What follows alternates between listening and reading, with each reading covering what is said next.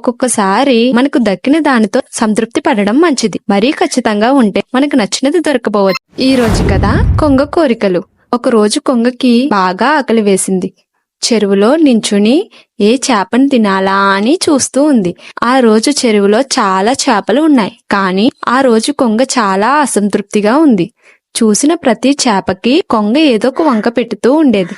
పక్క నుంచి ఒక చేప వెళ్తూ ఉంటే ఈ చేప మరీ చిన్నగా ఉంది అనుకుని వదిలేసింది. ఏదైనా మంచి పెద్ద చేప పడదామనుకుంది. అలాగే ఈ చేప మరీ సన్నగా ఉంది. ఈ చేపకి చారలున్నాయి.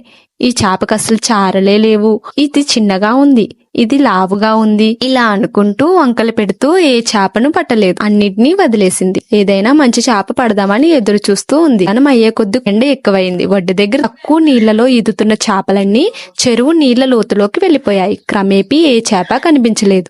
ఆ రోజు కొంగ ఆకలితోనే ఉంది. చివరికి ఒక నత్త కూడా దొరకలేదు. ఏమీ తినకుండా పడుకుంది. ఒక్కొక్కసారి మనకు దక్కిన దానితో సంతృప్తి పడడం మంచిది. మరీ ఖచ్చితంగా ఉంటే మనకు నచ్చినది దొరకపోవచ్చు. ఇలాంటి మరిన్ని థియేటర్ కథల కోసం సబ్స్క్రైబ్ మై యూట్యూబ్ ఛానల్.